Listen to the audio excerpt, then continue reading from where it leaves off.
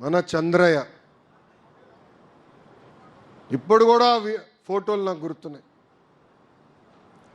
చితకబాది నడి వీధిలో రోడ్డు పైన పడుకోబెట్టి ఒక్కసారి వాళ్ళ నాయకుడికి జై చెప్పమన్నారు, ఒక్కసారి వాళ్ళ పార్టీకి జై చెప్పు, నేను వదిలేస్తా అన్నాడు.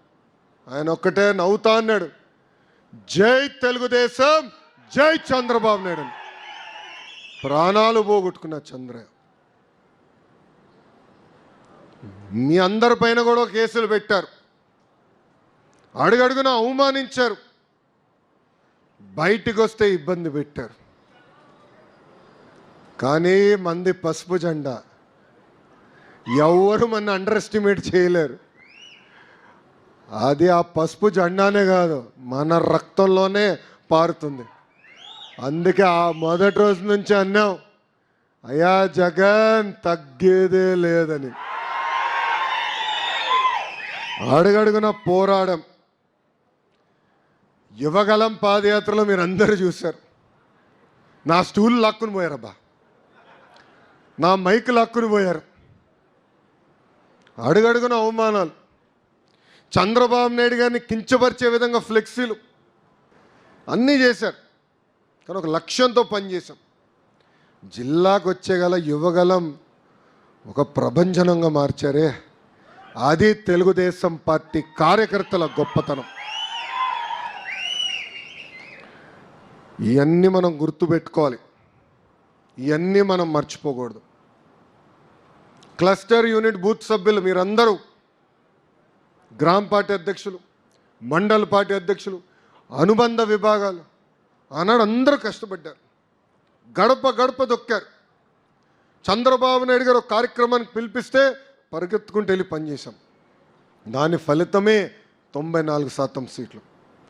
ఆనాడు బాబు సూపర్ 6 హామీలు ఇచ్చాం, మేనిఫెస్టో విడుదల చేశాం. హామీల గురించి కూడా మాట్లాడుకోవాలి. భారతదేశంలోనే ఏ రాష్ట్రం ఇవ్వని విధంగా వృద్ధులకి మనం నెలకి 4,000 రూపాయలు ఇస్తున్నాం, వికలాంగులకి 6,000 రూపాయలు ఇస్తున్నాం, బెడ్కే పరిమితమైన వాళ్ళకి 15,000 రూపాయలు మన ప్రభుత్వం ఇస్తుంది.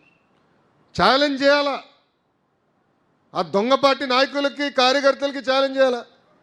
అరే 1,000 రూపాయలు పెంచడానికి మీకు 5 సంవత్సరాలు పట్టిందే, అదే 1,000 రూపాయలు 5 నెలలు కాదు, 5 వారాలు కాదు, ప్రభుత్వం వచ్చిన వెంటనే పెంచి చూపించింది ఎన్డీఏ కూటమి. పాదయాత్రలు చూసే ఎక్కడికి వెళ్ళినా గుంతల రోడ్డు, వర్షం పడితే ఇంక అయిపోయింది పరిస్థితి. నడుస్తుంటే గుంత ఎక్కడుందరా బాబుని ఎత్తుక్కునే పరిస్థితి. గుంతలు పూడ్చేదానికే కేశవన్న 2,000 కోట్ల రూపాయలు ఖర్చు పెట్టించాడు, ఉన్న గుంతలు పూడ్చేదానికి.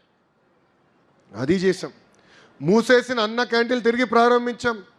దీపం పథకం ద్వారా ఇప్పటికీ 1 కోటి మందికి ఉచితంగా గ్యాస్ సిలిండర్లు అందజేశాం. పాలిట్ బ్యూరో మీటింగ్లో కూడా చర్చించాం. ఇంకా గ్యాస్ సిలిండర్ లింక్ కాదు, 4 నెలలకు ఒకసారి 800 రూపాయలు నేరుగా మహిళల అకౌంట్లో వేయాలని నిర్ణయించుకున్నాం. అది కూడా అమలు చేస్తాం. ఇంకా తల్లికి వందనం, అన్నదాత సుఖీభవ జూన్ మాసంలో కూడా కూటమి ప్రభుత్వం అందజేయబోతుందని మీ అందరికీ తెలుపుతున్నాం. మనం మమేక్యం అవ్వాలి, ప్రజల దగ్గరికి వెళ్ళాలి. కుటుంబ సాధికార సారథులు కానివ్వండి, బూత్ అధ్యక్షులు కానివ్వండి, యూనిట్ అధ్యక్షులు కానివ్వండి, క్లస్టర్ అధ్యక్షులు కానివ్వండి, విలేజ్ మండల అధ్యక్షులు అందరం నెలకు ఒక్కసారి పెన్షన్ ఇచ్చేటప్పుడు వెళ్ళి మమేక్యంగా మాట్లాడి 4,000 రూపాయలు ఇస్తున్నాం, ఇబ్బందులను ఇస్తున్నాం, ఇచ్చిన మాట మనం నిలబెట్టుకున్నాం చెప్పాల్సిన బాధ్యత మనందరిపైన ఉంది. మనం చేస్తున్న సంక్షేమ కార్యక్రమాలన్నీ మనం ప్రజల్లోకి తీసుకెళ్లాల్సిన అవసరం చాలా చాలా ఉంది. ఇంకో పక్కన ఉద్యోగాలు, యువకులు ఆశలు పెట్టుకుని మనం గెలిపించాం. అందుకే మన ప్రభుత్వం అధికారంలోకి వచ్చిన తొలి సంతకం డిఎస్సి మనం పెట్టాం. గడిచిన 40 సంవత్సరాలు 80% టీచర్ పోస్టులు మన ప్రభుత్వమే భర్తీ చేసింది. ఈరోజు మెగా డిఎస్సి పెట్టాం. 16,347 పోస్టులకి డిఎస్సి ఏర్పాటు చేస్తున్నాం. జూన్ మాసం నుంచి ఎగ్జామ్స్ మొదలవుతున్నాయి. దాంట్లో కూడా కొత్త కాంట్రవర్సీ పెడుతున్నారు కొంతమంది. మైకాపాలకు పనిపాటు లేదు, సుప్రీంకోర్టు వరకు వెళ్ళారు ఈరోజు డిఎస్సి ఆపేదానికి. దేవుడి దేవల ఆగదనుకుంటున్నాం, ఎందుకంటే బలమైన నోటిఫికేషన్ మనం ఇచ్చాం. టైం పెంచాలంటున్నారు. అరే సిలబస్ నేను పోయిన డిసెంబర్లో ఇచ్చా. పాపం జగన్మోహన్ రెడ్డి గారి సిలబస్ అంటే ఏంటో తెలియదులే. 7 నెలలు సమయం మనం ఇచ్చాం. పద్ధతి ప్రకారం డిఎస్సి ఇస్తున్నాం, జాబ్ నోటిఫికేషన్ ఇస్తాం, పెద్దలు అన్నట్టు పెద్ద ఎత్తున పెట్టుబడులు పరిశ్రమలు తీసుకొస్తున్నాం. ఈరోజు సోలార్ విండ్ కంపెనీలు వస్తే మనకేంటి అనుకోవచ్చు, టెక్నీషియన్లు కావాలి, మెయింటెనెన్స్ చేయాలి, పిల్లలకి స్కిల్ అప్గ్రేడేషన్ చేయించాల్సిన బాధ్యత నా పైన ఉంది. రేపు యజమానం కూడా చెప్తా, ఓనర్లకు చెప్తా, కంపల్సరీ లోకల్స్కే మీరు ఉద్యోగం 100% ఇవ్వాలని. కంపెనీలు ఎందుకు తెస్తామండి? మన పిల్లలకు ఉద్యోగాలు కల్పించడానికి, పెట్టుబడులు తీసుకొచ్చాం, ప్రయత్నిస్తున్నాం.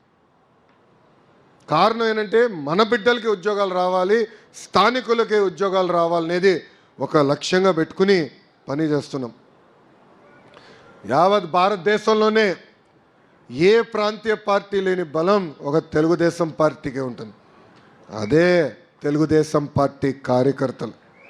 విశ్వవిఖ్యాత నట సార్వభౌమ స్వర్గశ్రీ నందమూరి తారక రామారావు గారు ఏ ముహూర్తంలో పార్టీ స్థాపించారో తెలియదు, కానీ ఆ పునాది మామూలుది కాదు, పునాది మామూలుది కాదు. మనల్ని కొట్టినా, ఆనాడు కాంగ్రెస్ వాళ్ళు మనం చంపినా భయపడలా, పోరాడాం, తిరిగి మన ప్రభుత్వం మనం తెచ్చుకున్నాం. అది ఇక్కడున్న తెలుగుదేశం పార్టీ కార్యకర్తల గొప్పతనం. కానీ కార్యకర్తలు కూడా 2 విషయాలు కోరాలనుకున్నాం. మొదటిది, 151 సీట్లు 11 అయినాయి. దానికి కారణం అహంకారం. అహంకారం వద్దండి, ఓర్పు సహనంతో సమాధానం చెప్దాం. కార్యకర్తలందరికీ మళ్ళీ నా విన్నపం, మీ అందరికీ ఇప్పుడు ఒక యాప్ వస్తుంది, టెలిగ్రామ్ లేదు, ఇది లేదు, సింగిల్ యాప్లో తీసుకొస్తా, వివరాలన్నీ మళ్ళీ చెప్తా. దాని ద్వారా మీరు చేస్తున్న పనులు మాకు తెలిసిపోతాయి, డోర్ టు డోర్ అన్నీ. వేదికమైన మా చుట్టూ తిరుగుతాం కాదు, ప్రజల చుట్టూ తిరగండి, మిమ్మల్ని ఎత్తుక్కుంటూ వచ్చే బాధ్యత తెలుగుదేశం పార్టీ తీసుకుంటుంది.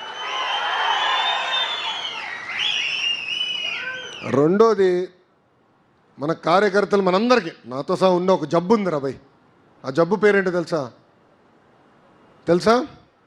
అలక. ఏంటది? అలక. మనం అనుకుందే అవ్వకపోవచ్చు, దేవుడు కూడా అందరి వరాలు తీర్చలేడు. మనం అలుగుతాం, వెళ్ళి ఇంట్లో పడుకుంటాం. ఎట్లా రా భయ్ ఇది? నేను మన ఆవిర్భావ దినోత్సవం చెప్పా, జగన్ గారితో ఎంత పోరాడామో 3 రెట్లు ఎక్కువ తెలుగుదేశం పార్టీలో నేను పోరాడా. ఒక జాతీయ ప్రధాన కార్యదర్శిగా, పాలిట్ బ్యూరో సభ్యుడిగా సంస్కరణల గురించి, పార్టీలో మార్పులు తీసుకొచ్చినాక అహర్నిశలు పోరాడా. నేను నమ్ముకున్న దానికోసం వదిలిపెట్టాను. 10 మందితో మాడతా, 20 మందితో మాడతా, చర్చిస్తా, బాబుగారిని ఎట్లా ఒప్పించాలి రాబోయే అని మేము అందరం మాడుకుంటాం, వదిలిపెట్టాం. అది మనం చేయాలి. మండల్ పార్టీ అధ్యక్షులు ఉన్నారు, క్లస్టర్ యూనిట్ బూత్